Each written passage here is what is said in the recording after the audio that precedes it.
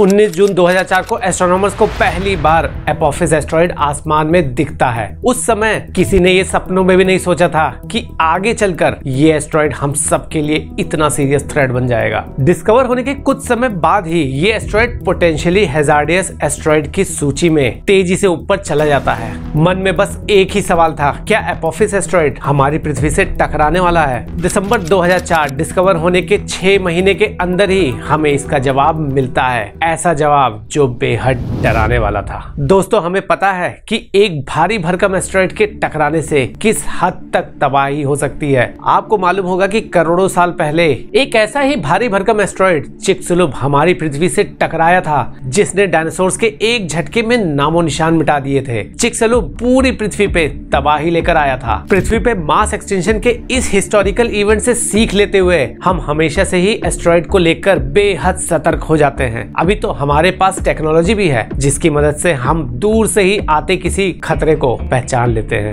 इन्हीं टेक्नोलॉजीज का इस्तेमाल करके एस्ट्रोनॉमर्स ने दिसंबर 2004 में डेटा और ऑब्जर्वेशंस की मदद से एपोफिस एस्ट्रॉइड की मूवमेंट को प्रेडिक्ट किया। उन्होंने ये अंदाजा लगाया कि क्या फ्यूचर में एपोफिस एस्ट्रॉइड अर्थ से टकरा सकती है, जिसका सीधा जवाब था हाँ। एस्ट्रोनॉमर्स ने प्रेडिक्ट किया कि फ्राइडे 13 अप्रैल 2029 को एपोफिस अर्थ के बेहद करीब आएगी और तब 3%, जी हाँ दोस्तों, 3% चांसेस होंगे कि एपोफिस पृथ्वी से टकरा जाएगी। दोस्तों, 3% अपने में बहुत बड़ा नंबर होता है।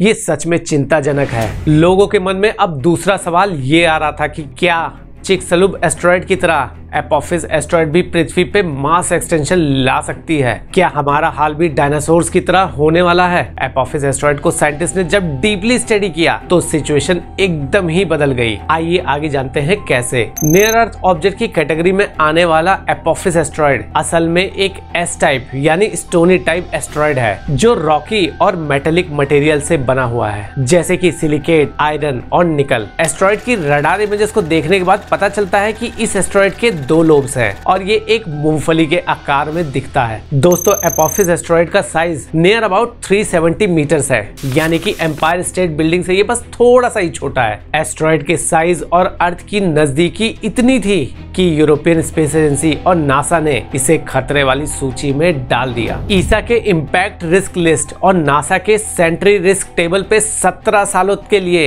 एपोफिस एस्ट्रॉइड सबसे टॉप पर रखा गया। 17 सालों तक, जरा सोच के देखिए। दोस्तों, इजिप्शियन माइथोलॉजी में एपोफिस डेमन सरपेंट को कहा गया है, जो इवल और डार्कनेस को रिप्रेजेंट करता है। क्या ये एस्ट्रॉइड वाकई हमारे लिए इसके नाम की तरह डार्कनेस लेकर आने वाला है? वेल, रिस्क वाली सूची को देखकर तो ऐसा ही लगता है, लेकिन यहाँ एक ट्विस्ट आता है दोस्तों। एपोफिस को लेकर एस्ट्रोनॉमर्स ने जो प्रेडिक्शंस 2004 में किए थे, एस्ट्रॉइड के मोशन और ऑर्बिट को 2 साल तक और स्टडी करने के बाद और बेटर अंडरस्टैंडिंग के साथ 2006 में एस्ट्रोनॉमर्स ने उन प्रेडिक्शंस को स्लाइटली चेंज कर दिया। हाँ, ये बात तो सही थी कि 13 अप्रैल 2029 को एपोफिस एस्ट्रॉइड पृथ्वी के काफी करीब आएगा, लेकिन वो पृथ्वी से टकराएगा, इसके चांसेस जो पहले 3% थे अब उसे घटाकर 0% कर दिया गया। मतलब कि हम पूरी तरह से सेफ हैं। लेकिन कहानी अभी यहाँ खत्म नहीं हुई थी दोस्तों, आगे बताता हूँ कैसे। दोस्तों, 13 अप्रैल 2029 को एपोफिस पृथ्वी के बेहद करीब से गुजरेगा। ये पृथ्वी से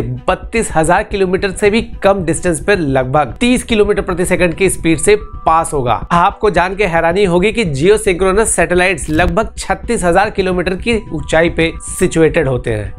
मतलब कि ये एस्ट्रॉइड उससे भी नजदीक से गुजरने वाले हैं। ईस्टर्न हेमिस्फीयर में लोकेटेड कंट्रीज जैसे कि India, China, Australia, Japan, Russia और साउथ ईस्ट एशियन कंट्रीज, इन सभी जगह रहने वाले लोगों को एपोफिस पृथ्वी के पास होते हुए आसानी से बिना किसी बाइनोकुलर और बिना किसी टेलीस्कोप का यूज किए आसमान में दिख जाएंगे। अगर ये अमेजिंग स्पेक्टिकल आपसे मिस हो जाता है तो घबराइए नहीं, क्योंकि एपोफिस 2036 और 2067 में एक बार फिर से घूम के अर्थ के पास आएगा। तो साला ये दुख का खत्म नहीं होता बे? ये दुख इसलिए नहीं खत्म हो रहा है क्योंकि एपोफिस की ऑर्बिट अर्थ के ऑर्बिट को क्रॉस कर रही है। ऐसे में अपनी अपनी ऑर्बिट पे घूमते एटलीस्ट 3 ऐसे इंस्टेंसेस आएंगे जब अर्थ और एपोफिस एक दूसरे के आमने सामने होंगे। 2029, 2036 और 2067। 2029 में एपोफिस अर्थ से तो हिट नहीं करेगा, ये तो कंफर्म हो गया था। लेकिन 2036 और 2067 का क्या? ईयर 2013 में एस्ट्रोनॉमर्स ने ये कंफर्म भी कर दिया कि एपोफिस 2036 में पृथ्वी से नहीं टकराएगी। रही बात 2067 की, तो वहां अभी भी एक चांस था कि एपोफिस अर्थ से टकरा जाए। मार्च 2021 में नासा ने रडार ऑब्जर्वेशन और प्रिसाइज ऑर्बिट एनालिसिस के बाद ये कंफर्म किया कि इवन 2067 में भी एपोफिस अर्थ को हिट नहीं करने वाली है। रिसेंट फाइंडिंग्स के बाद क्योंकि ये कंफर्म हो गया था कि एपोफिस एस्ट्रॉइड अगले 100 सालों तक अर्थ को हिट नहीं करेगी, तो इस एस्ट्रॉइड से हमें कोई खतरा नहीं है, इसलिए इसे सेंट्रीड्रेस टेबल से भी हटा दिया गया। दोस्तों आपको एक रिलैक्स करने वाली बात बताऊं, हमारे सोलर सिस्टम में लगभग 13 लाख एस्ट्रॉइड्स हैं, जिनमें से 2500 पोटेंशियली हैजार्डियस हैं। लेकिन इन 2500 में से एक भी एस्ट्रॉइड ऐसा नहीं है जो हमारी पृथ्वी को अगले 100 सालों में कभी भी हिट करे, एटलीस्ट अभी तक जितनी हमें जानकारी है उस हिसाब से। और अगर ऐसा कोई चांस फ्यूचर में बनता भी है तो उसके लिए भी नासा के पास एक प्लान ऑलरेडी तैयार है। नेक्स्ट टाइम कभी उस प्लान के बारे में मैं आपको बताऊंगा। कमेंट करिएगा अगर आप उसके बारे में और जानना चाहते हैं तो।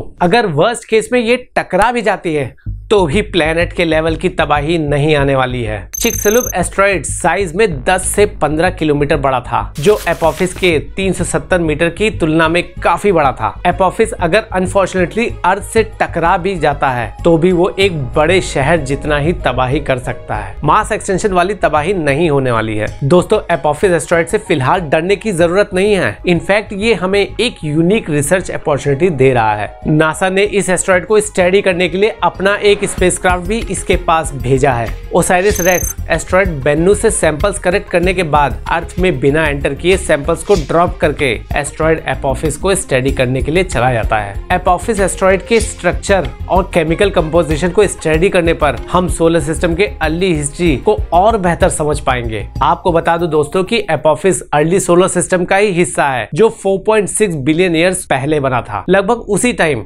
जब हमारी पृथ्वी बनी थी।